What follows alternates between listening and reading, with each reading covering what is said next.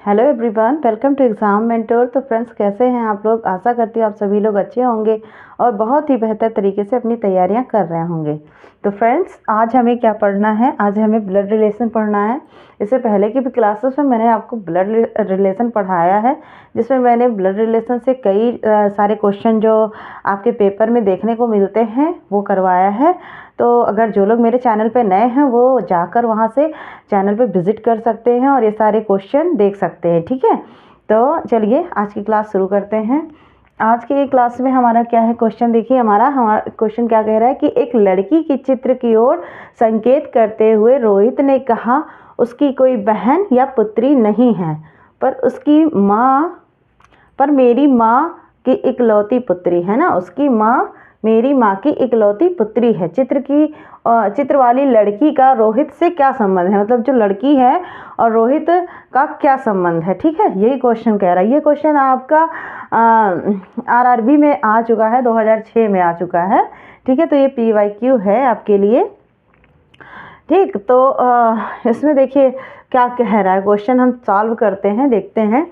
इसी टाइप के क्वेश्चन आपके पेपर में पूछे जाते हैं। ठीक, ये क्वेश्चन आप अगर चाहें तो जैसे बिना पेन उठाए भी कर सकते हैं, लेकिन अगर हम चाहें कि इसको डायग्राम के थ्रू समझें तो हम वैसे भी कर सकते हैं। ठीक है, अब देखिए इसमें क्या कह रहा है। एक लड़की की चित्र की ओर संकेत करते हुए रोहित ने कहा उसकी कोई बहन या पुत्री नहीं है। मतलब जो लड़की चित्र में जिसको दिखा रहा है, जिसकी तरफ वो इशारा कर रहा है, जो चित्र वाली लड़की है, उसके बारे में बोल रहा है कि उसकी कोई बहन या पुत्री नहीं है, पर उसकी माँ मेरी माँ की इकलौती पुत्री है।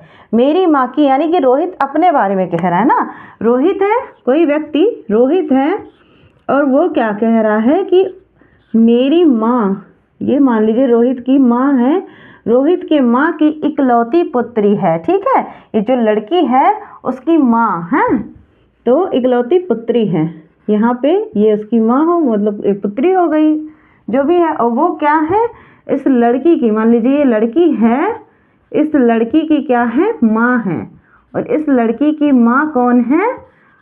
इस रोहित के माँ की इकलौती पुत्री है। देखिए, जब इकलौती पुत्री या इकलौता पुत्र की बात आती है तो मतलब उस इंसान के और भी भाई बहन हो सकते हैं। ठीक है, लेकिन अगर इकलौता संतान की बात कही जाए तो इकलौता संतान चाहे वो लड़की के बारे में बोल रहा हो क्वेश्चन में या लड़के के बारे में बोल रहा हो, तो वहाँ पे उसके और कोई भाई या बहन नहीं होंगे। मतलब किसी भी व्यक्ति के बारे में अगर कह रहा है कि उसकी इकलौता संतान है, तो मतलब वो उसके और कोई बच्चे नहीं, सिर्फ एक ही बच्चा है। ठीक है, तो ये ध्यान रखिएगा। यहाँ पे इकलौती पुत्री की बात हो रही है, यानी इसके और भाई हो सकते हैं पर बहन नहीं हो सकती है। ठीक, इकलौते पुत्र की बात होती है कि मतलब पुत्र अकेला है पर उसकी बहनें हो सकती हैं। ठीक, तो इस तरह अब देखिए ये डायग्राम हमारा बन गया। कह रहा है कि देखिए क्वेश्चन देखिए और देखिए बन रहा है ऐसा।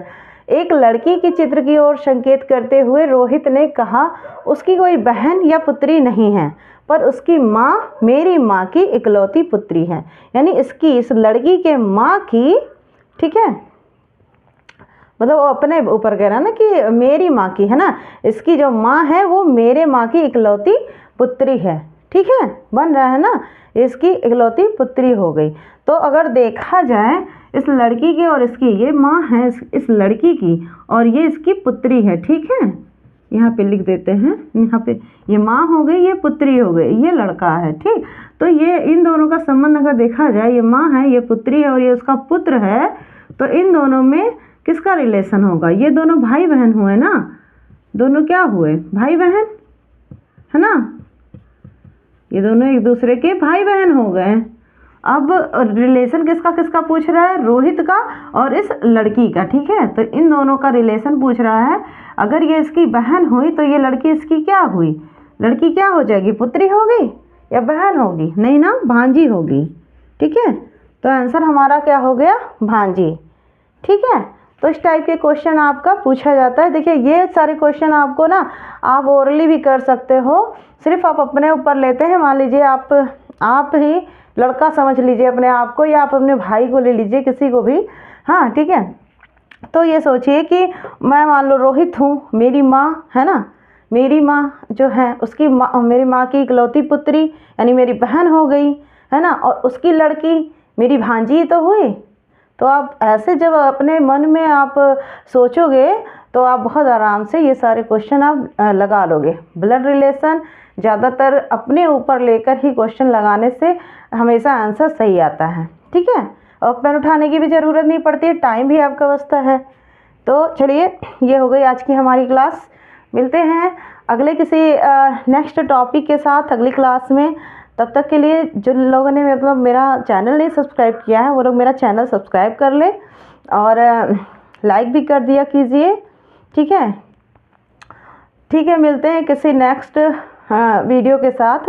तब तक के लिए thanks for watching. Bye, take care.